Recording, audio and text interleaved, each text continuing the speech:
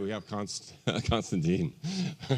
Hi, my name is Konstantinos Vamvourellis, and I'll be presenting my work on treatment of diabetes type 2 with Rosiglitazone and a general framework about how to approve or not a drug and taking into account its safety.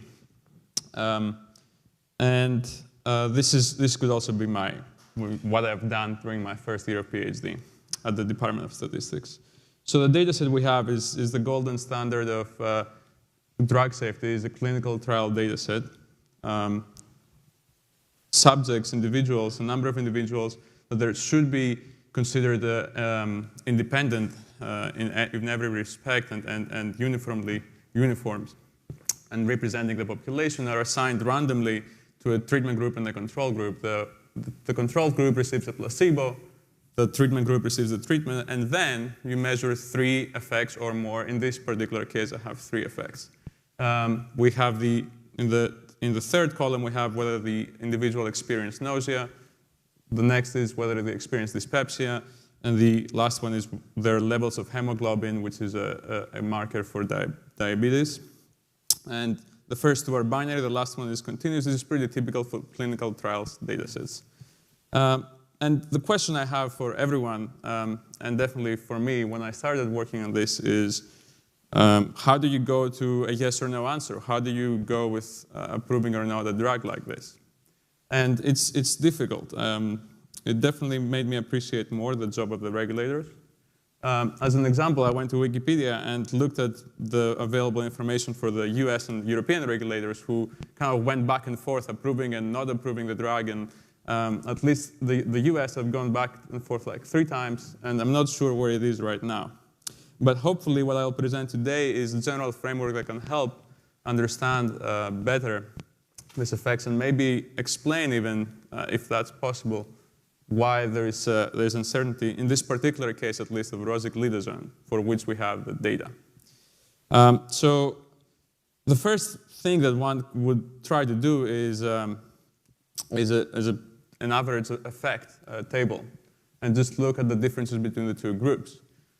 So what happened actually is one of the collaborators on this paper, Larry, who is a professor in management school, has been working with drugs for a long time, said, this is what is done now, this is what the industry is doing and the regulators and so on, and I know it's not good. And I want to do better, but I'm not exactly sure. I want to do it Bayesianly, I want to do like a full model, but I'm not sure how. So actually, it didn't come to us. It came to my advisor. And then my advisor said, OK, that's fine. We can definitely do that, but it's too easy for me, so I'll assign a student to that. And the first thing I thought was, OK, it's definitely not easy. And the second thing I thought is, like, I've been chosen to represent the Bayesian world. And it was very intense. I thought I had to do my best. So hopefully, I'll present something that makes sense, and I'm very happy to take feedback. And please come talk to me if you have ideas about this. So this general framework is you start with the clinical trials data. This is the matrix Y. Without the individual the subject ID, you don't need that. So you have 2 matrices, 1 for treatment, 1 for control. That's your numbers. It's just literally numbers in a matrix format. And then you characterize somehow the distribution of the effects that you're measuring. That assumes that the effects are already chosen for you, which is a lot of the times the case. It was for us here. And then you need to combine all of this into a single value S, which is the preference score.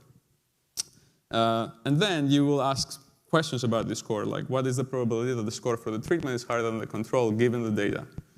And generally, that will basically be how you generalize from the trial to the population, which we really care about the population. That's what the clinical trials is supposed to do. And really, the statistical question here is the number 2. How do you characterize the distribution of the effects? And this could be a different title for me. It would be a latent variable model for correlation of mixed data types.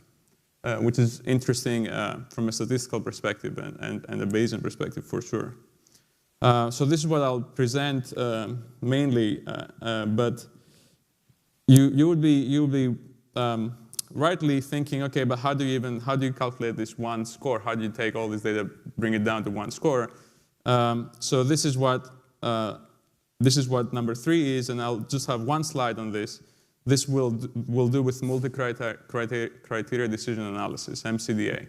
And this is a fairly known practice, and it's been done before for drugs also. So how do you do this? I mean, the whole point is to just bring down the effects that you expect to have to one number. And you combine this with the following steps. You first have to standardize the effects, because one effect could be weight loss. One other effect is whether you experienced a heart attack or not. Another effect is the glucose levels in your blood. So all of these things vary in different scales. They're not even the same type of data. So how do you do it? You map these effects that you measure to a common scale between 0 and 100 or anything. But let's say 0 and 100, where the worst measurement is 0 and the best measurement is 100. And this can be anything in between. It can be a sigmoid function. It can be a linear function. And actually, experts have ideas, like clinicians have ideas about how this function should look like. So in any case, you map everything there. And that takes also into account whether you should be expecting things to drop, like glucose levels should be dropping if you're taking diabetes treatment, and whether things should be going up, like perhaps you want less weight loss and so on. So this will map it in a common scale. And then you get weights, which is how important is one effect versus another. Like how important is it if you lose 2 pounds versus reducing your glucose levels by 4%, right? The doctors have ideas about how important these things are. And you capture this with these weights. And then you take a weighted sum, basically a weighted average of these mapped values with the weights, and you do this for the control and treatment group. There you go. You have 2 numbers. You can compare them. And what the Bayesian thing will do is to just propagate the uncertainty about your model, the uncertainty about your parameters to these final numbers, ST and SC. So I'm going back now to how do you characterize those effects, now that we have a framework of how we get this one value.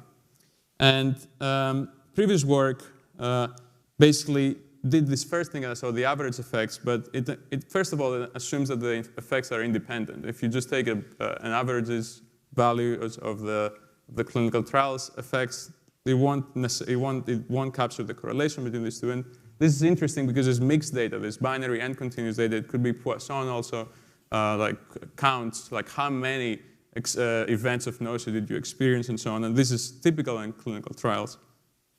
And it also doesn't account for individual variability. So the goal for the model is the probability of a new patient that was not in the clinical trial to, if they receive the treatment, what is the probability that their score they will receive will be higher than if they didn't receive the treatment, conditioned on the data you show in the clinical trial. That is the whole point.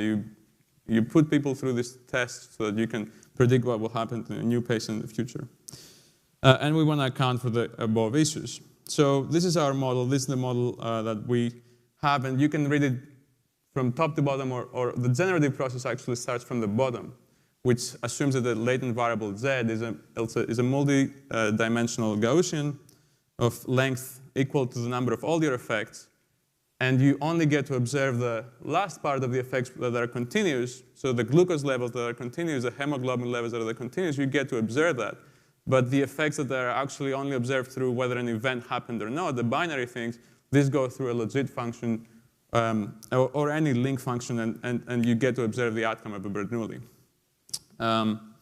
So this is the model, and every row here is independent. So every patient is independent of each other. You could introduce dependency there if you wanted, and this also extends easily to covariates, but we'll keep it simple in this form. And what you really want is, at the end of the day, get these posterior samples. You want to learn the mean effect, the joint effect of this joint latent distribution that you only observe for some of them through the Bernoulli and the others directly. You want to learn the covariance metric sigma, so their correlation. That's important. And you might want to learn also the latent variable z, but that's not so important. And this is a good time to remember, actually, that the only reason why you want samples from the posterior is because you want to calculate expectations. That's the only reason why we do this. And this is the beauty, I think, of the mathematical Bayesian framework, is that you can formulate any question you want with these posterior samples of interest. For example, the probability of the score in the population being higher than the control, or the probability of a new individual, where you account for the individual variability. And you can condition on the data so that you take account of the full uncertainty over your parameters, or you can condition on estimators over there at the bottom. So you kind of like fix the numbers that you want. You say, OK, I really know that the mean now is estimated to be that, and I'll take this as the truth, and so on. So this is actually, I think, an easier framework than the frequentist approach, which I don't know very well, but starting to read the literature, it just looked to me as if it wasn't so flexible, and it wasn't so easy to kind of put your knowledge and your choices in the model in there. So this is, I thought, was really, really elegant. And I'll now show how this works in our data set and how we used it. And there is really nothing changing, nothing stopping us from having different decisions in the model. But this is just one model, and I certainly don't claim that this is not definitely the best. But it's nice that it's general. You can change it. So we used exactly this model, and the details are in the notebook, and how the stand code and all that. But I'll just go through the results, where we had basically two groups, and we have 6 effects. And next to the effects, I have the weights that the clinicians assigned, and these weights were given to us by the experts. And I'm glad, because that's something that it's their job. It's almost like a utility. So given these things, we run our model, and we get posterior samples for the probability of experiencing any of these events here, courtesy of Bayes plot. And we also can measure here the mean of the continuous effect. So this is the hemoglobin and glucose levels. You see that the average reduction on these two important markers for diabetes was between -4 and -1 maybe, with glucose actually being reduced more. We have the variance for these two things. It's important to realize also that glucose has more variance. These effects before we can see that they're pretty rare, which is another important reason why Bayesian model would help if you only get to observe very few cases of these events. And this is the correlation, the posterior correlation between the different effects. And we see that they're not all, that most of them are close to 0. There is some correlation.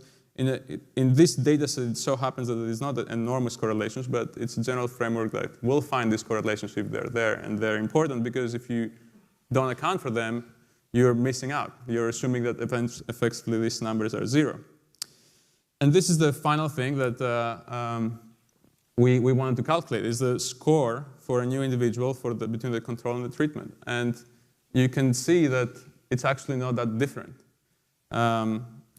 The treatment is slightly higher, but not by that much. So the question is what is this probability of the score for a new individual taking this drug versus a control?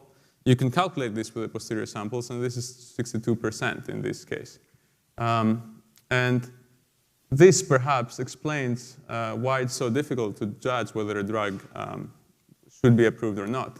Now, one thing that goes in here is the weights that the clinicians assigned, but and one could say, how important is this? And I've run some tests to show that actually it doesn't change much. It's pretty robust. This result is pretty robust to changes in the weights, unless you change the weights completely, which is actually a substantial change in your opinion about how you would judge this drug.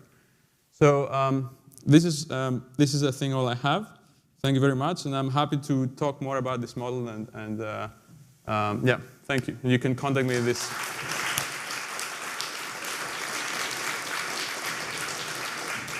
Thank you. Any questions?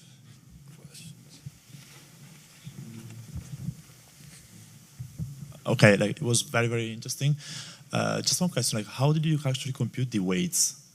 I don't. The clinicians give it to us. Okay. And okay, I can tell you a little bit more. That is not what does it 5 means for an effect. It means that it's the way that you come up with the scores is not easy. Actually, is one of our decision theorists here has run the workshops to do this, but basically you got the clinicians and say, how important is it if you get this much reduction in weight versus this much reduction in the glucose levels? And they say, oh, I think it's two times more important. But then this all has to be consistent. So maybe you ask them this, and then later you ask them another question, they change their mind. So you have to kind of like go into over iterations until in the end you have a consistent weights that sum up to 1. So it is a little bit involved. There is more details in the notebook, but it's up to the experts. That's not my job. Thank you for the very good talk. I don't know how big the variance in the score was, but I'm always wondering when we have these trials and we're trying to see how effective a treatment is, whether the effectiveness of a treatment is going to be just noise or random, or whether it's going to work well for some population of patients and not as well for other population of patients.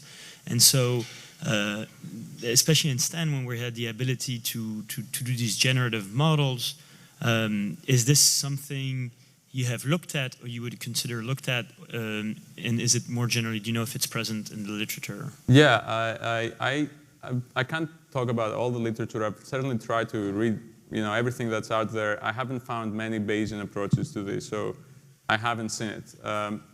What people normally care about is the population effect.